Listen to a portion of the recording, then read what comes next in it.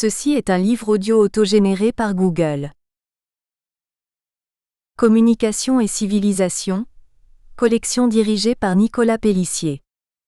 La collection Communication et civilisation, créée en septembre 1996, s'est donné un double objectif.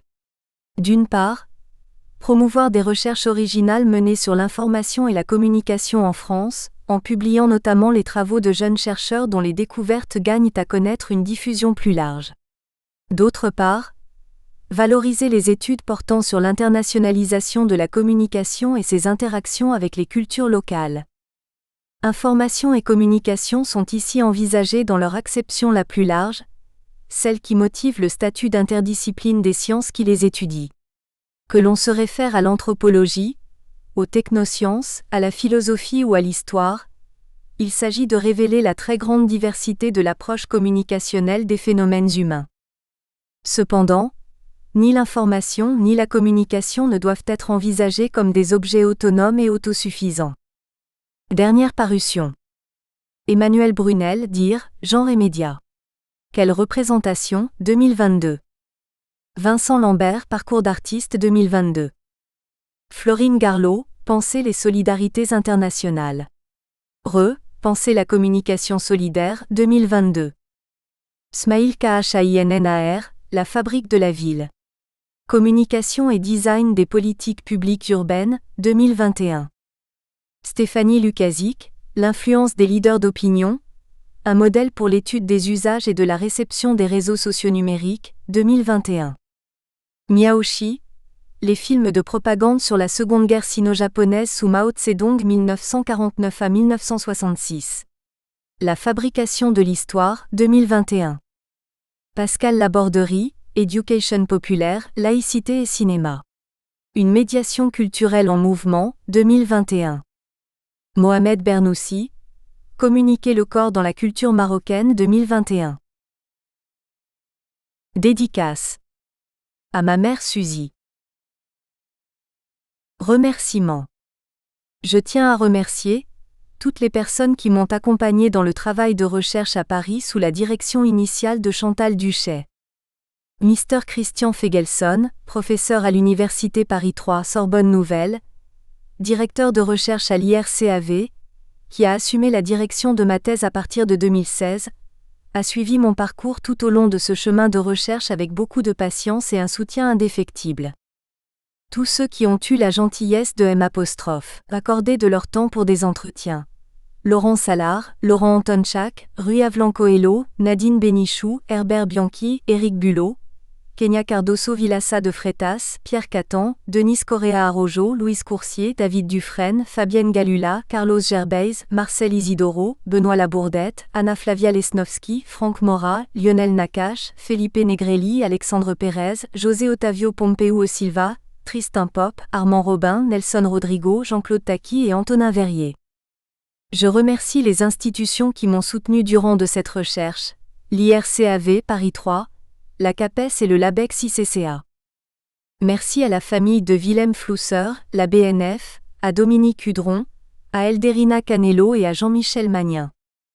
Merci à ma famille et mes amis qui m'ont comblé de leur générosité et de leur amitié, tout particulièrement Suzy Kéros, Cadu Lambard, Alain Legac et Lourdes Legac, Rulio Noguera, Saty, Marley et Arthur. Préface. Rien sans doute ne prédestinait Claudia Lambard à l'origine à embrasser un tel travail de recherche sur le rôle et la fonction des mobiles dans leur relation au cinéma. Ce qui donne aujourd'hui lieu à un livre pionnier, Le cinéma de poche, images mobiles et société connectée. Claudia Lambard, après avoir soutenu un master en théorie de la culture visuelle à l'Institut des arts visuels, design et marketing IADE à Lisbonne, puis travaillé comme graphic designer à Curitiba au Brésil, est arrivé à Paris pour développer une recherche doctorale alors inédite dans le cadre du cursus cinéma et audiovisuel de l'Université de la Sorbonne Nouvelle. Il s'agissait pour elle au départ d'approfondir les rapports entre cinéma et nouvelles technologies, à partir de ces objets nomades, les mobiles.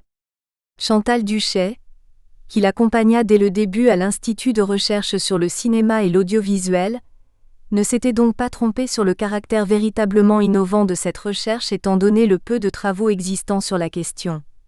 Un objet plutôt hybride qui croise un objet du XIXe siècle, le cinématographe, avec un autre objet du XXIe siècle, le mobile pour s'ouvrir sur des questions générales de communication.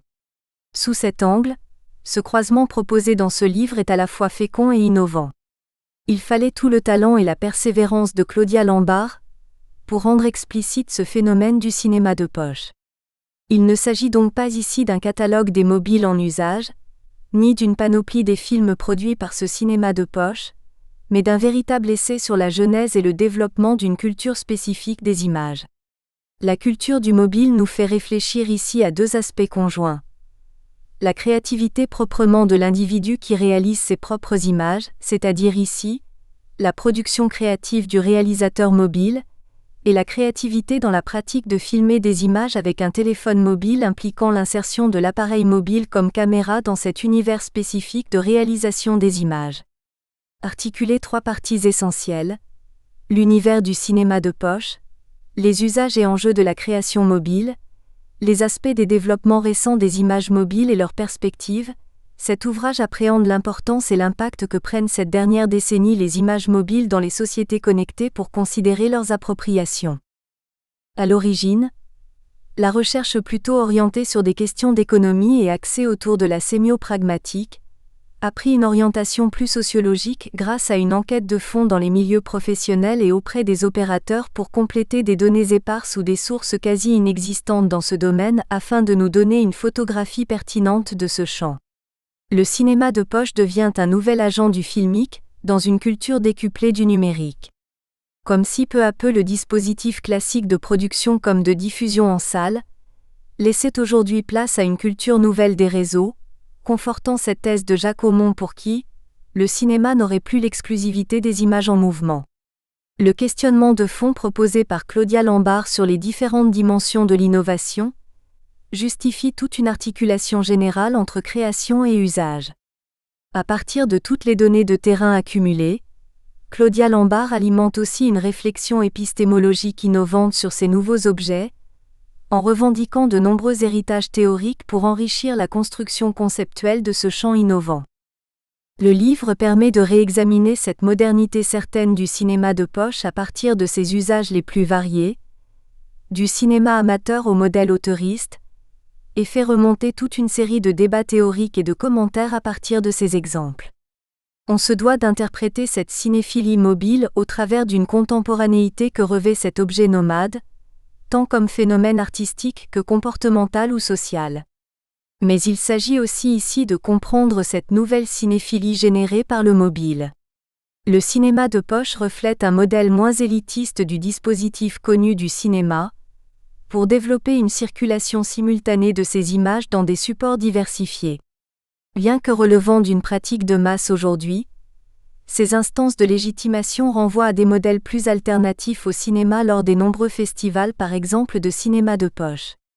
En examinant toutes les interactions entre le cinéma et le portable, ce livre soulève aussi une série de paradoxes pour pointer des relations parfois inédites entre le mobile et le langage cinématographique, qui s'inscriraient en dehors même du champ du cinéma. Qui sont ces nouveaux protagonistes du cinéma mobile au regard d'une industrie des images bien établie ? Qu'est-ce qui relève finalement d'une création artistique et d'une création plus ordinaire ? Tentant de comprendre ce phénomène du cinéma de poche, ce livre nous donne une grande ouverture d'interprétation autour du phénomène de l'innovation pour mettre en perspective toutes ces questions sur une durée plutôt courte, soit une décennie. Les questions posées éclairent utilement le contexte de production et de diffusion des images mobiles, redevables sans doute encore d'un autre héritage cinématographique, entre images mouvantes, images animées et aujourd'hui images mobiles.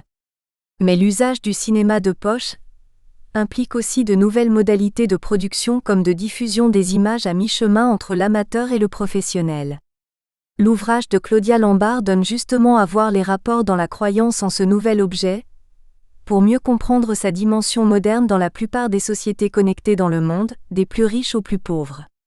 Claudia Lambart questionne bien un phénomène en devenir.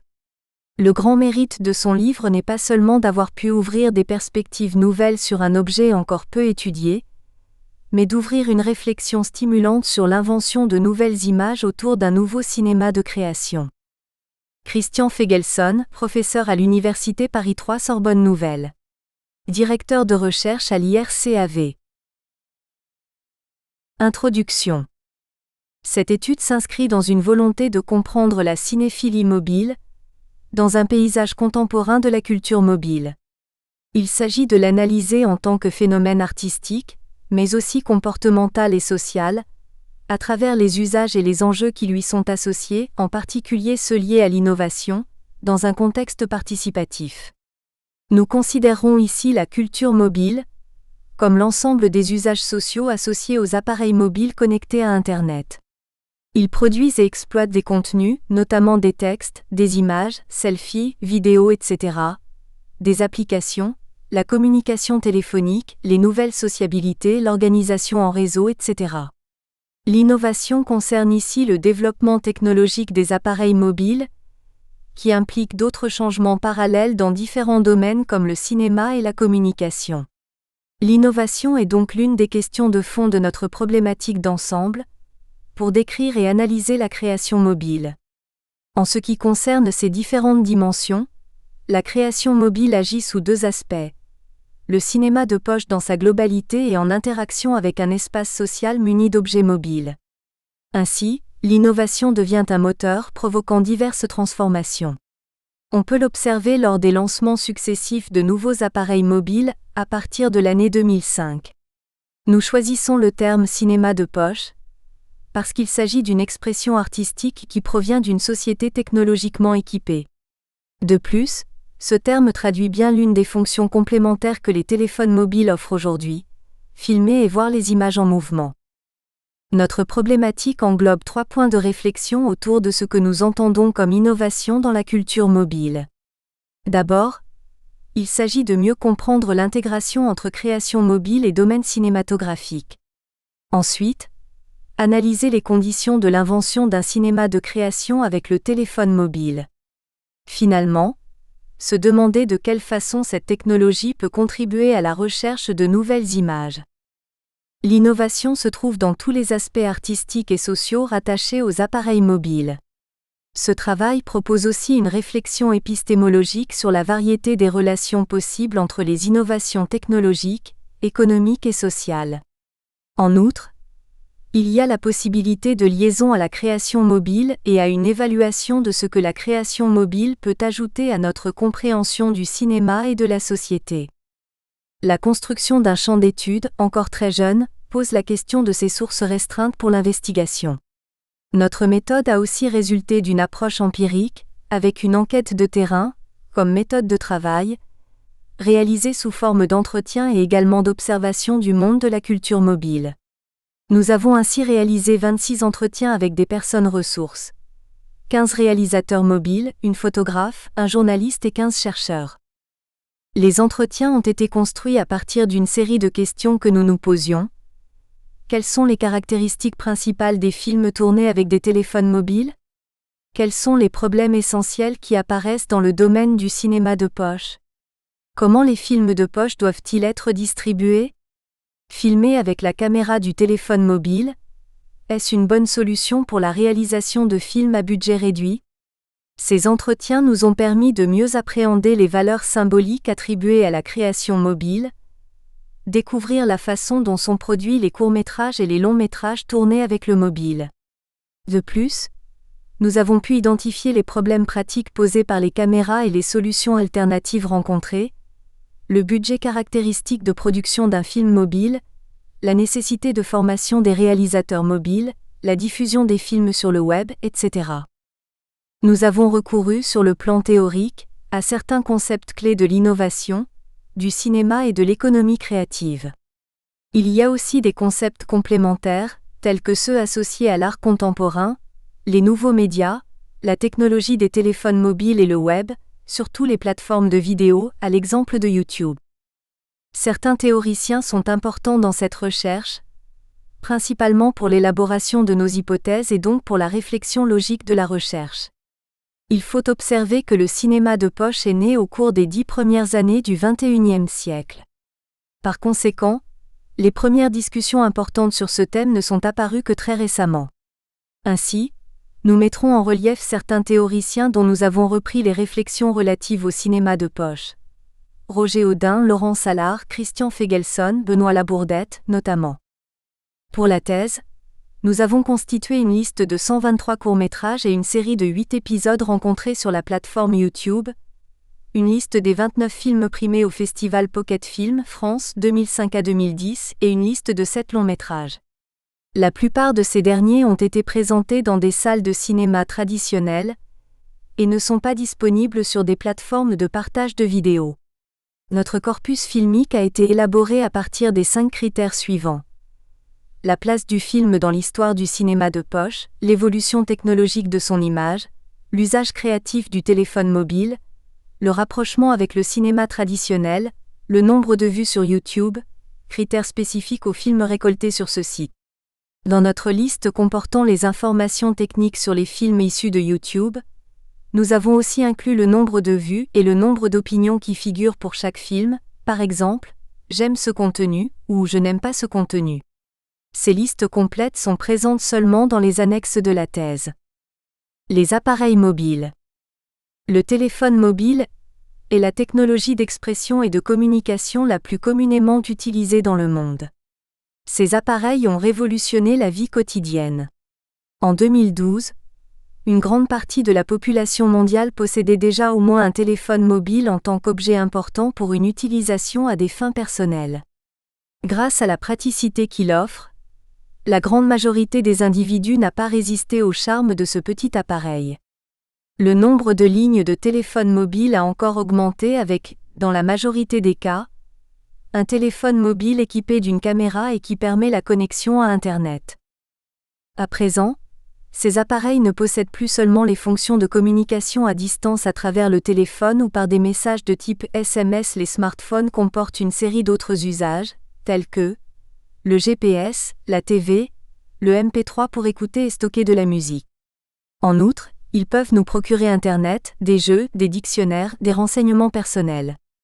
Si cela ne suffisait pas, ils sont encore dotés de services de traduction, agenda, calendrier, fonctions réveil, montres et nombreuses sonneries. Finalement, on peut affirmer que ces appareils facilitent de plus en plus notre vie au travers d'autres fonctions.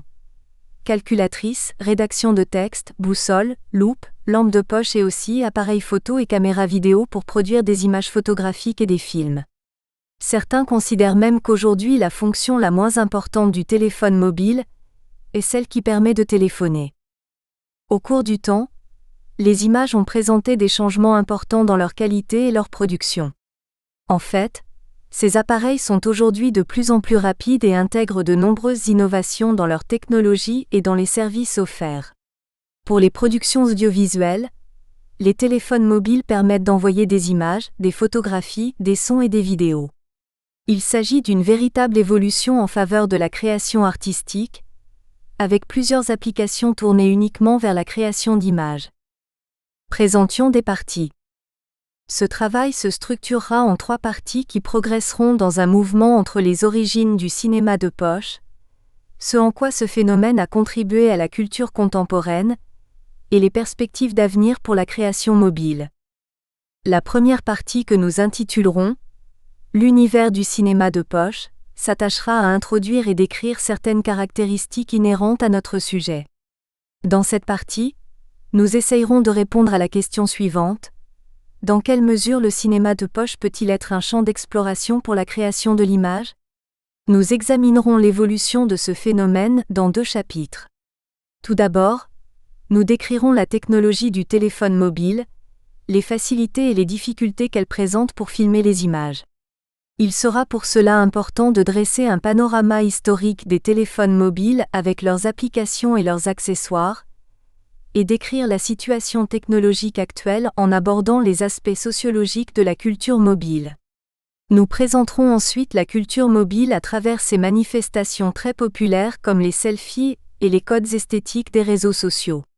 Ainsi, nous aborderons la question de la créativité du cinéma de poche et sa contribution à la cinématographie contemporaine et aux arts visuels, ainsi que les usages amateurs et les réalisateurs mobiles. Enfin, nous exposerons certaines réflexions sur la formation pédagogique pour la réalisation des images mobiles comme outil de communication dans la société contemporaine. Dans la deuxième partie, intitulée « Usage et enjeux de la création mobile à travers le cinéma de poche », nous nous proposerons de montrer l'évolution des images mobiles, l'innovation associée aux appareils mobiles et l'insertion de ces images dans le monde du cinéma. Dans cette partie, nous nous poserons les questions suivantes. Ce phénomène est-il une nouvelle expression du cinéma et comment peut-il contribuer au développement de l'art cinématographique ? Ainsi, nous discuterons des points qui semblent positifs, tels que les perspectives économiques au cinéma à partir de l'approche de l'économie créative. Ensuite, nous présenterons les nombreux festivals de cinéma de poche dans le monde et la diffusion des films sur YouTube. Nous nous poserons la question de la relation entre le succès des documents mis en ligne et leur succès commercial. Nous verrons les résultats concrets de la production artistique, surtout pour le cinéma de poche. Enfin, dans un troisième chapitre, nous présenterons des réflexions inspirées d'une part par le sémiopragmatisme et d'autre part par la perception du cinéma et la nouvelle psychologie, dans un point de vue philosophique. Pour finir, nous donnerons une grille d'analyse d'un film de poche et son contexte technologique. Dans la troisième partie, intitulée « Aspects des développements récents des images mobiles et perspectives », nous évoquerons certains usages des images mobiles apparus plus récemment pour essayer de dessiner certaines perspectives futures des images mobiles, et nous nous interrogerons sur les effets de la création mobile à travers le cinéma de poche sur la culture contemporaine. Nous présenterons ainsi deux axes de la création mobile récente, concernant d'une part la corporalité, pour laquelle nous aborderons la figure du réalisateur mobile et les appareils comme extension du corps humain, et d'autre part l'utilisation des images mobiles sur les réseaux sociaux. Nous présenterons en particulier plusieurs réflexions sur ce qu'implique de tourner avec une caméra de petite taille. Une de ces réflexions concerne la facilité de filmer la sphère de l'intime. Nous consacrerons le deuxième chapitre de cette troisième partie à l'usage des images sur les réseaux sociaux, notamment une culture participative émergente. Les images produites par des téléphones mobiles ont un rôle protagoniste dans cette culture participative. Enfin, nous réfléchirons sur la présence des images mobiles, notamment les images amateurs, dans le domaine journalistique. Première partie, l'univers du cinéma de poche. Dans la recherche préalable à celle-ci, nous avons défini le cinéma de poche comme une forme émergente du cinéma. Ainsi, nous voulions dire que cet art était le résultat de l'union d'une technologie de petits appareils munis de caméras numériques en plein essor et d'une société technologiquement active. À cette époque, les créations mobiles bouillonnaient d'idées et faisaient leur apparition dans les festivals et sur le web. De cette façon, nous avons pu observer des manifestations artistiques très proches des productions que l'on connaît comme cinématographiques. Avec elles, le cinéma a intégré une nouvelle, ou peut-être une autre, expression cinématographique.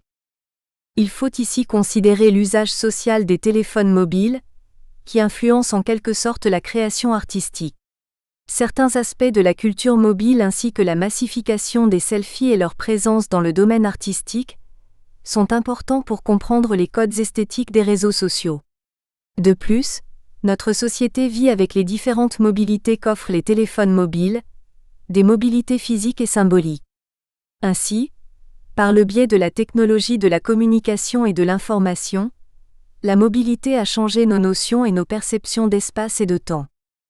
Faire des films avec des téléphones mobiles signifie exploiter leur technologie en apportant à la culture contemporaine les multiples facettes créatives de la culture mobile. Plus encore, du point de vue contemporain, c'est un appareil de communication et d'expression créative. On observe l'interférence de plus en plus poussée de la technologie afin d'améliorer les performances de l'appareil. Dans ce contexte, se pose la question de la création artistique en partenariat avec la technologie. L'importance du rôle de l'artiste technologique dans la création des œuvres novatrices, indépendamment des contraintes que l'appareil impose. Cette question est importante et nous pousse à essayer de comprendre les images mimétiques et à étudier les solutions adoptées en faveur de la créativité. Ainsi, avec la démocratisation des caméras à main, en incluant ici les téléphones portables, surgissent des réalisateurs qui s'intéressent à cette technologie pour tourner leurs films. Ce sont les réalisateurs mobiles, tout comme les réalisateurs que l'on connaît déjà, les cinéastes amateurs, les réalisateurs de films de famille et les professionnels. On peut remarquer qu'avec les caméras mobiles, ces réalisateurs créent de nouvelles formes de narration et d'expression, entre le domaine du public et du privé. Cependant, c'est de la création d'images numériques que nous voulons nous enquérir. Ainsi, nous présenterons certaines réflexions sur les différents types de formation des réalisateurs, à savoir, la formation formelle et technique. Ce serait la solution pour le développement du processus créatif, ainsi que les formations spécifiques tournées vers la connaissance profonde de la technologie des appareils. Mais au cours de nos interviews des professionnels et des chercheurs, nous avons aussi rencontré des personnes qui sont contre la formation. Elles croient qu'elle peut inhiber le processus créatif de l'artiste. C'est ainsi, sur toutes ces caractéristiques de la culture mobile que le cinéma de poche a fait son apparition dans notre société, et par conséquent également dans l'industrie cinématographique. Chapitre 1 : Les téléphones mobiles sont des appareils multifonctionnels. 1. Le développement des téléphones mobiles pour la réalisation de films. Lorsque le post-producteur du film de Marcel Isidoro a dû ouvrir les métadonnées du fichier de son film, il doutait qu'Isidoro ait tourné avec un iPhone. Dans le fichier du film apparaissaient les données de couleur, de contraste et la compression était parfaite. Isidoro a ajouté qu'il a le contrôle intégral de la caméra mobile. Sa déclaration a fait partie des différents témoignages que les réalisateurs et les réalisateurs mobiles ont apportés à cette thèse. Il rapporte des expériences vraiment riches, frappantes de ces professionnels. Ces témoignages spontanés et enthousiastes, tantôt positifs, tantôt négatifs, concernent surtout les problèmes techniques qu'ils ont pu rencontrer. Certains de ces réalisateurs ont un regard plus critique.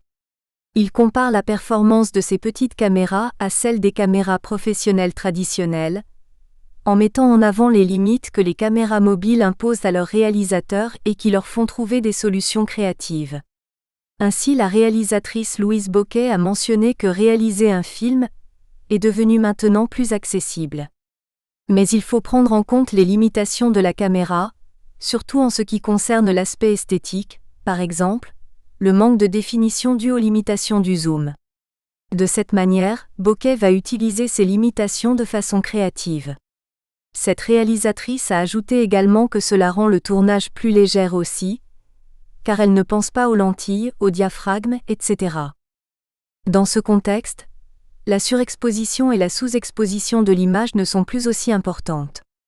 La réalisatrice a observé encore que la technique du cinéma qui a toujours été si importante s'est écroulée avec le téléphone mobile. Aujourd'hui encore, on ne fait pas certaines mises au point dans les caméras mobiles, comme par exemple laisser le diaphragme sur un bon réglage. Ainsi, le mode automatique de la caméra est devenu le plus important pour les images mobiles. Mais Bocquet ne voit pas pour autant de problème à réaliser des films avec un téléphone mobile. Elle pense que les limites rencontrées dans le cinéma de poche sont inhérentes à ce média et à ses modes particuliers de tournage. Certains réalisateurs pensent même que le cinéma de poche a beaucoup perdu à partir du moment où l'industrie de la téléphonie mobile a investi dans la performance technologique de la caméra. 1.1 L'image dans la perspective du téléphone mobile. La qualité des images tournées avec les petits appareils mobiles est chaque jour plus proche de la perfection, avec des images d'excellente qualité. L'industrie continue à développer des solutions technologiques alternatives pour résoudre des problèmes. Citons à titre d'exemple la résolution de l'image, l'autonomie de la batterie, le stockage, le son notamment. Mais tous les réalisateurs ne considèrent pas nécessairement comme un fait positif ces avancées permettant d'améliorer la qualité de l'image mobile. Pour le réalisateur Rui Avlan Coelho, ce contexte a un impact négatif sur les films mobiles. Dans son témoignage, Coelho a observé que ce qui se fait avec une caméra conventionnelle de grande taille se fait aussi avec le téléphone mobile. Pour le réalisateur, il aurait été meilleur que les téléphones mobiles aient été utilisés d'une façon autre que celle employée, en général, avec les caméras dans le monde du cinéma ou de la télévision. Il existe une tendance d'essayer de les égaler, une approche qui n'est pas intéressante pour le cinéma de poche selon Coelho. Ces 3 films mobiles sont le résultat d'une expérimentation. Il a toujours avec lui un téléphone mobile dans sa poche, ce qui favorise la captation des images.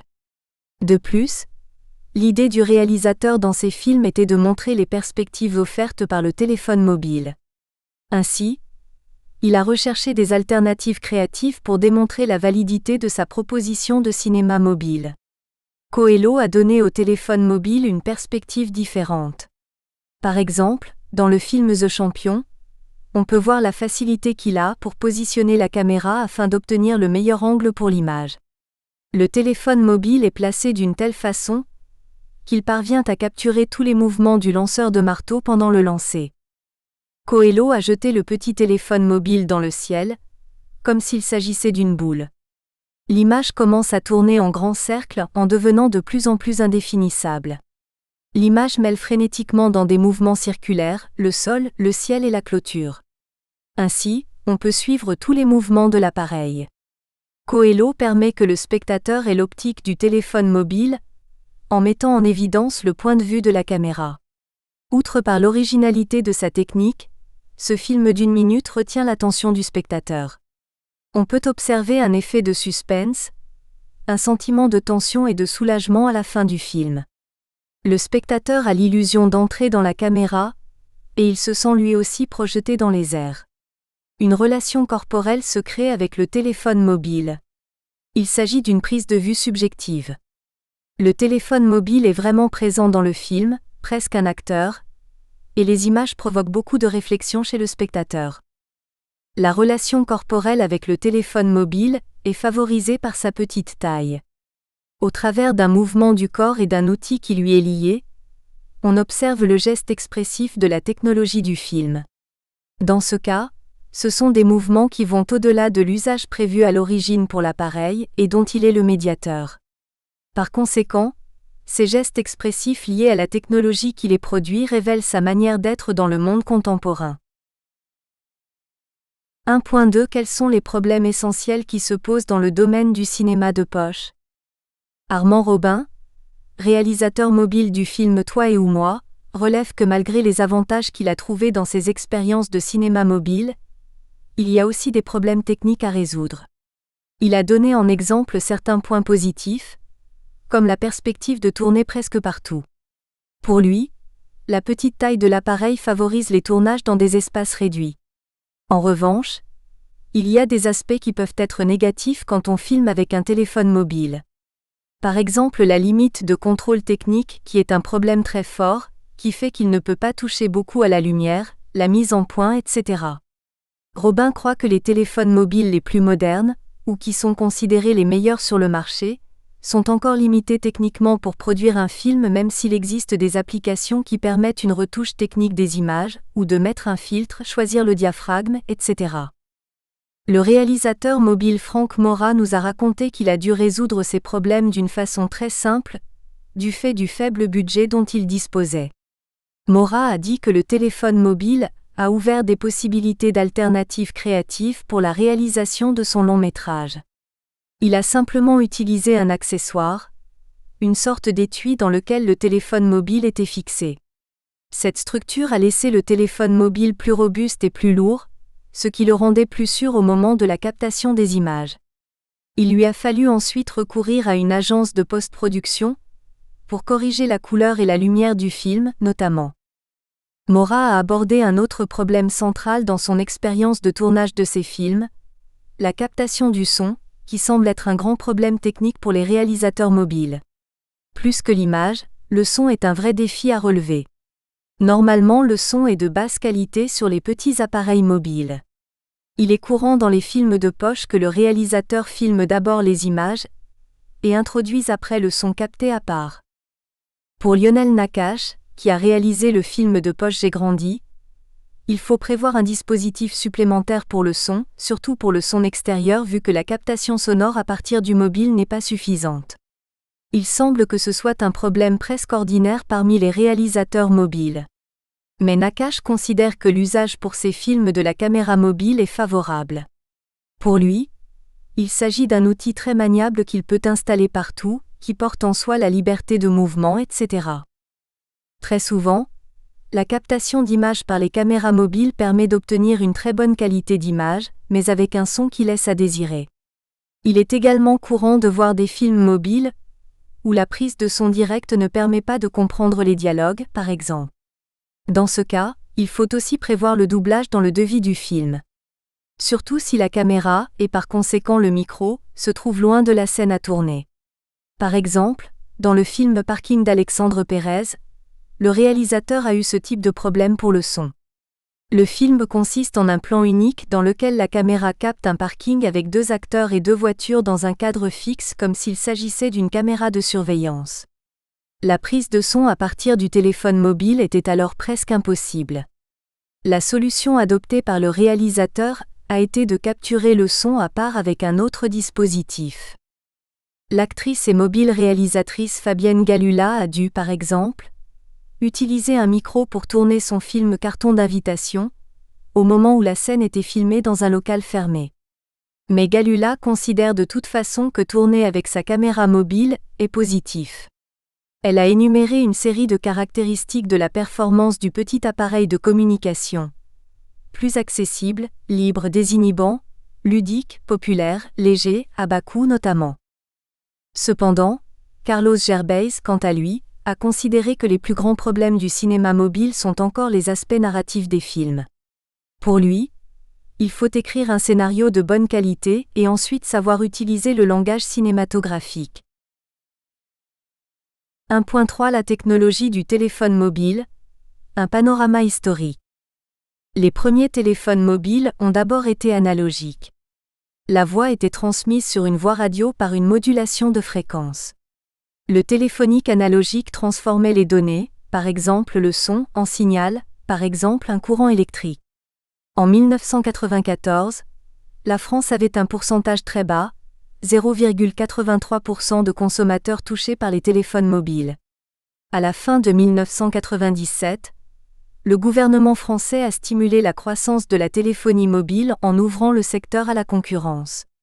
L'évolution des téléphones mobiles a connu un véritable saut technologique qui a permis la généralisation rapide de l'usage de ces appareils. 64% de consommateurs en 2003, grâce au système numérique. Le début de 1999 marque l'arrivée de la convergence d'Internet avec les téléphones mobiles. S'il pouvait revenir à l'époque des premiers pas de l'accès à Internet depuis les appareils mobiles, un utilisateur actuel se sentirait probablement en territoire étranger. Comme l'ont démontré Chris Apers et Daniel Patterson, cette convergence était à cette époque très difficile, et cela en raison aussi du manque de capacité de mémoire disponible sur les appareils. Les utilisateurs naviguaient en tapant sur les touches du clavier du téléphone. Les écrans étaient de petite taille et souvent en noir et blanc.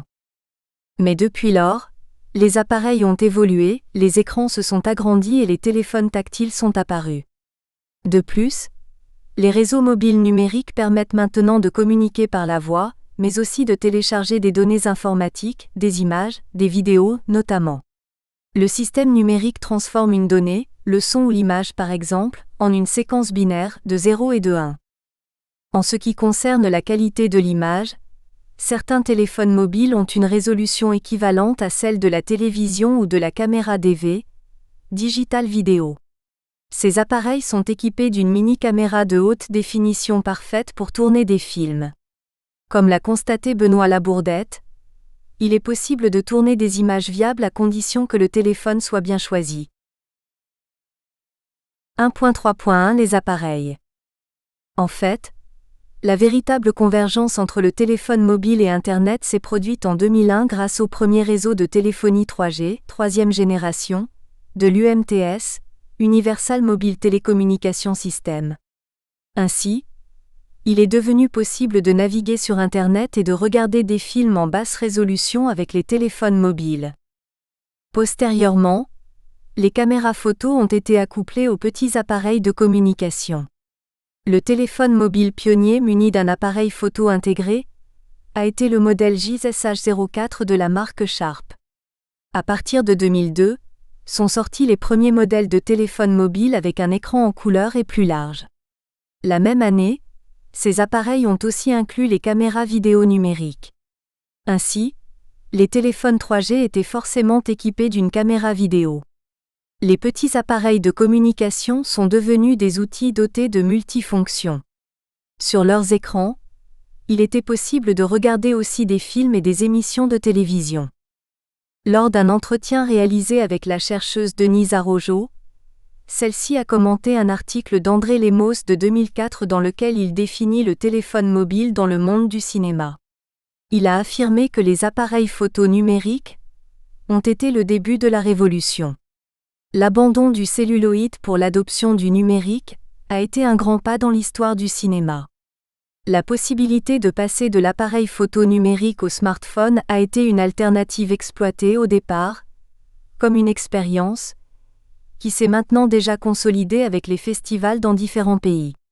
Lemos ajoute aussi que le téléphone mobile devient un télétout, grâce à sa multifonctionnalité.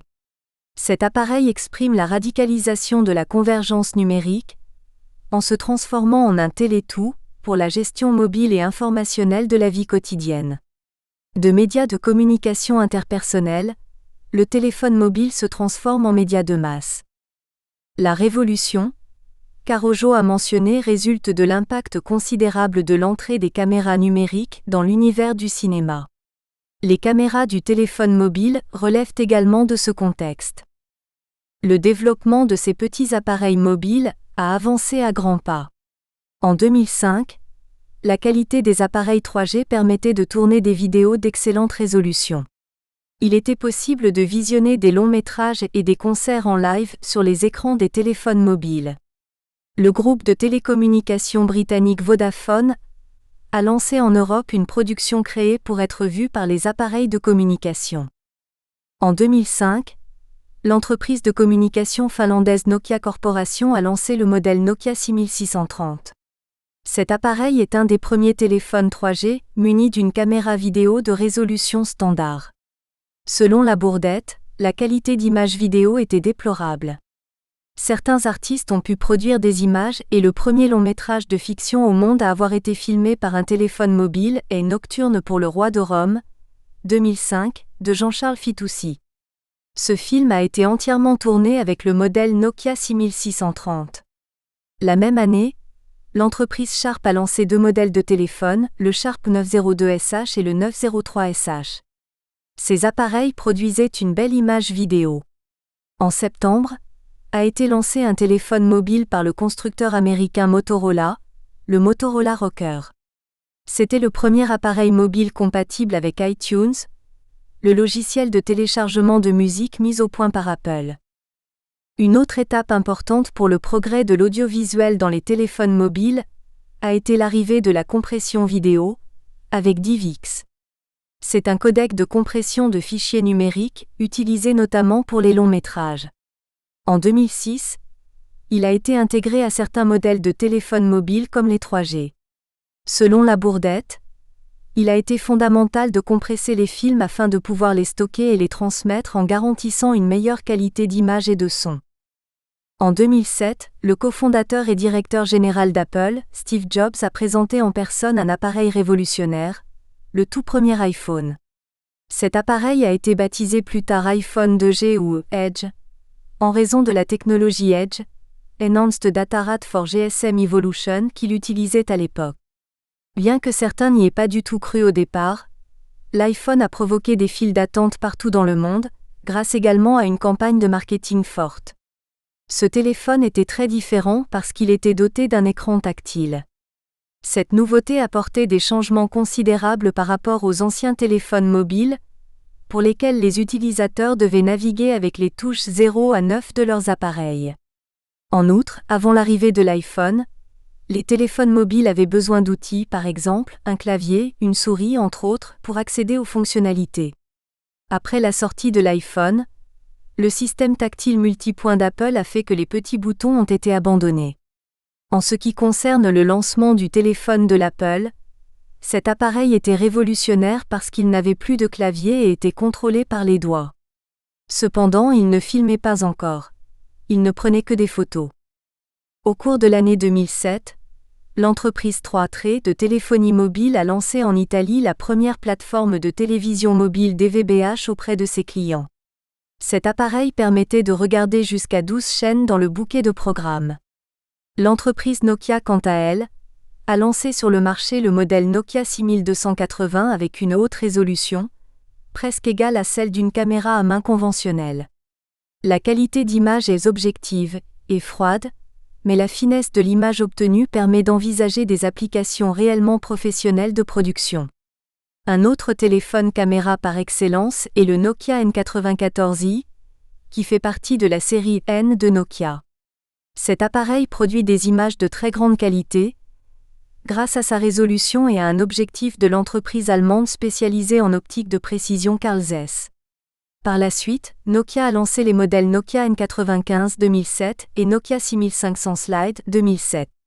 Ces appareils amélioraient entre autres choses la qualité de l'image, et pour lesquels l'objectif Carl Zeiss faisait aussi partie de la caméra photo.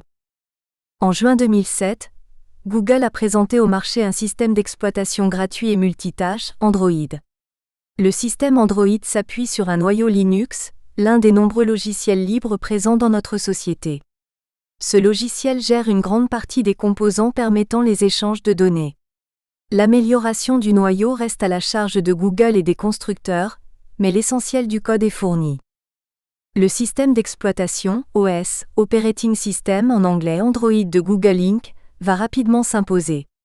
En 2010, Android était déjà le leader du marché mondial des OS sur les dispositifs mobiles pour les nouveaux smartphones livrés dans l'année, avec 23,3% des parts du marché, 243,5 millions de smartphones, suivi par BlackBerry OS de Research in Motion, RIM, 16% et iOS de Apple Inc., 15,6%, 93,1 millions de smartphones, puis Windows Phone de Microsoft, 4,9%, 9 millions de smartphones. Les autres systèmes d'exploitation totalisant 40,2% des parts du marché, 97,8 millions de smartphones livrés en incluant BlackBerry OS. En 2016, Android dominait totalement le marché mondial des OS sur les appareils mobiles avec 85% des parts du marché, 1246,2 millions de smartphones, suivi par iOS, 14,3%, 215,4 millions de smartphones, puis Windows Phone de Microsoft, 0,4%, 7,2 millions de smartphones livrés. Les autres systèmes d'exploitation Nous espérons que vous avez apprécié cet aperçu. Pour continuer à écouter ce livre audio sur Google Play Livres, utilisez le lien dans la description de la vidéo.